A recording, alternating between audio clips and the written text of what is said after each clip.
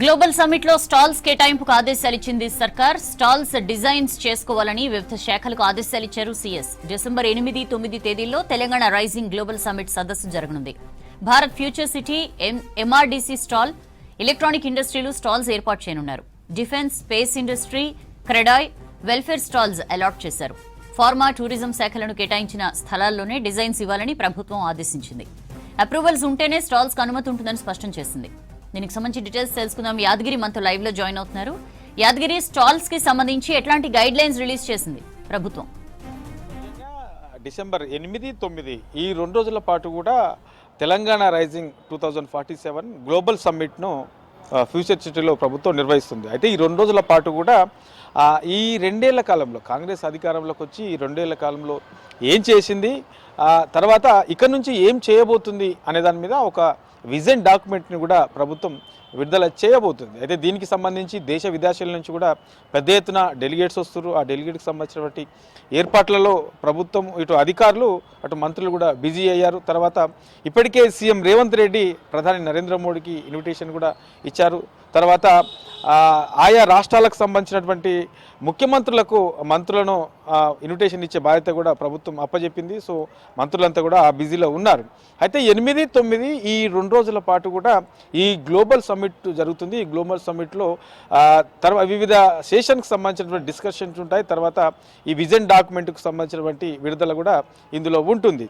So ఇది 2 రోజులకు సంబంధించినటువంటి గ్లోబల్ సమ్మిట్కి సంబంధించినటువంటి సమాచారం ఇందులో ఉంటుంది. అయితే ఇక ఈ 8, 9 తర్వాత 10, 11, 12 ఈ 3 రోజుల పాటు కూడా ప్రత్యేకంగా రాష్ట్రానికి సంబంధించినటువంటి రాష్ట్ర సంక్షేమ పథకాలు, రాష్ట్రం చేస్తున్నటువంటి అభివృద్ధి కార్యక్రమాలకు సంబంధించినటువంటి స్టాల్స్ను అక్కడ ఏదైతే ఫ్యూచర్ సిటీ ఉందో ఆ ఫ్యూచర్ సిటీలోనే గ్లోబల్ సమ్మిట్ జరిగినటువంటి ప్లేస్లోనే ఈ స్టాల్స్ను అక్కడ ఏర్పాటు చేయనున్నారు.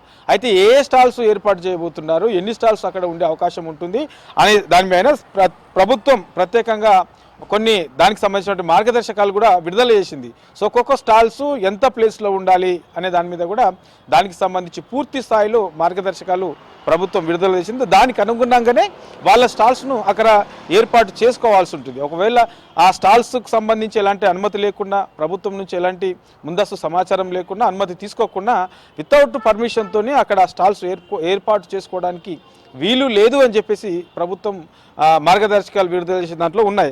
అయితే ఇందులో మేజర్గా మనకు ఈ స్టాల్స్లో మరి ఏమేమి ఉంటాయంటే, మనకు ప్రభుత్వము ఈ 2 ఏళ్ల కాలంలో ఏమేమి అభివృద్ధి కార్యక్రమాలు చేసింది, ఇంకా ఏం చేయబోతున్నది, తర్వాత ప్రజల కోసం అమలు చేసినటువంటి పథకాలు ఏమున్నాయి, ఇంకా ఏం చేయబోతున్నది, ఇట్లా ఓవరాల్గా ఈ అన్ని అభివృద్ధి కార్యక్రమాలు, మరోపక్క సంక్షేమ పథకాలకు సంబంధించినటువంటి ఈ స్టాల్స్ అన్ని కూడా అక్కడ ప్రభుత్వ ఆధ్వర్యంలో ఆయా శాఖలకు సంబంధించినటువంటి వాళ్ళ ఆధ్వర్యంలో అక్కడ ఏర్పాటు చేయబోతున్నారు. ఇందులో మేజర్గా ఈ మెట్రో రైల్కి సంబంధించినటువంటి స్టాల్స్ ఉంటాయి, తర్వాత ఎలక్ట్రానిక్స్ ఇండస్ట్రీకి సంబంధించినటువంటి స్టాల్స్ ఉంటాయి, తర్వాత డిఫెన్స్కి సంబంధించి, ఇక వీటితో పాటు స్పోర్ట్స్ యూనివర్సిటీకి సంబంధించి ప్రభుత్వం దీన్ని కూడా ఒక ప్రయారిటీగా తీసుకున్నది. స్పోర్ట్స్ యూనివర్సిటీని హైదరాబాద్లో ఏర్పాటు చేస్తున్నారు. సో దీనికి సంబంధించినటువంటి దాంట్లో కూడా ఆ ఎగ్జిబిషన్లో ఈ స్టాల్స్ను కూడా ఏర్పాటు చేయబోతున్నారు. ఇక ఫార్మా రంగానికి సంబంధించి తెలంగాణలో ఈ ఫార్మా రంగం అనేది ఎట్లా అభివృద్ధి చేస్తున్నది, ప్రభుత్వం ఎట్లా ప్రయారిటీగా తీసుకున్నది, దాన్ని ఎట్లా చేస్తున్నది,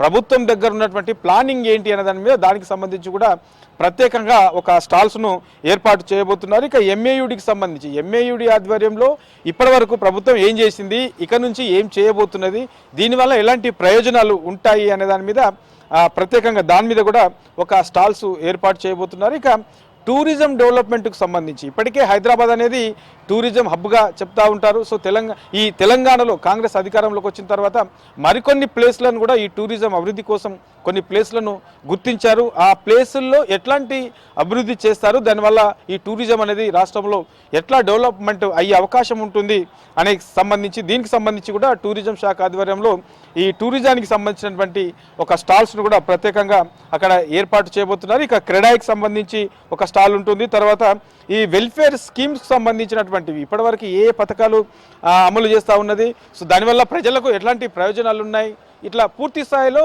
ఇప్పటి వరకు అమలు చేసినటువంటి ఆ పథకాలకు సంబంధించిన స్కీమ్స్కి సంబంధించి కూడా ప్రత్యేకంగా స్టాల్స్ అక్కడ ఏర్పాటు చేయబోతున్నారు. ఇట్లా వీటన్నిటికి సంబంధించి ఏ స్టాల్స్ ఎక్కడెక్కడ ఏర్పాటు చేసుకోవాలి, ఎంత వెట్టులో ఏర్పాటు చేసుకోవాలి అనే దానిపైన పూర్తి స్థాయిలో ఆయా శాఖలకు ప్రభుత్వం మార్గదర్శకాలు విడుదల చేసింది. సో ఆ మార్గదర్శకాలకు అనుగుణంగానే ఈ స్టాల్స్ ఏర్పాటు చేసుకోవాలని సూచించింది. మరి ఆ స్టాల్స్ ఏర్పాటు చేసుకోవాలంటే ముందుగా అనుమతి కూడా తీసుకోవాల్సి ఉంటుంది. సో అనుమతి తీసుకున్న తర్వాత ఆ సూచనల ప్రకారము మార్గదర్శకాల ప్రకారము ఈ స్టాల్స్ను అక్కడ ఏర్పాటు చేసుకునే అవకాశం కల్పిస్తున్నారు. మరి ఈ 3 రోజుల పాటు స్టాల్స్ ఏర్పాటు చేయడంతో పాటు ఇక మామూలు అంటే కామన్ మ్యాన్కి కూడా అక్కడ వచ్చి డైరెక్ట్గా చూసే విధంగా కూడా ప్రభుత్వం అవకాశం కనిపిస్తున్నది.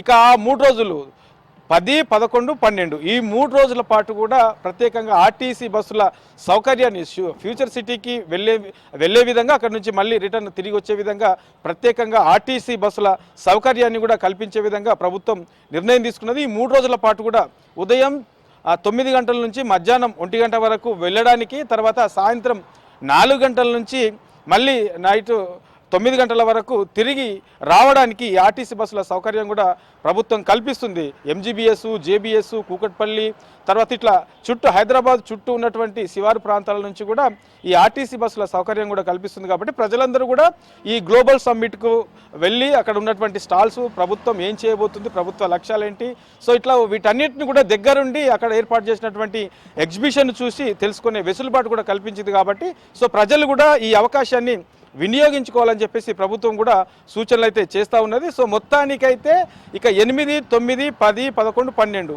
ఈ 5 రోజుల పాటు కూడా పెద్ద ఎత్తున ఫ్యూచర్ సిటీలో ఈ గ్లోబల్ సమ్మిట్కి సంబంధించినటువంటి సంబరాలు పెద్ద ఎత్తున అక్కడ ఉండే అవకాశం అయితే ఉంటుంది సౌజన్య.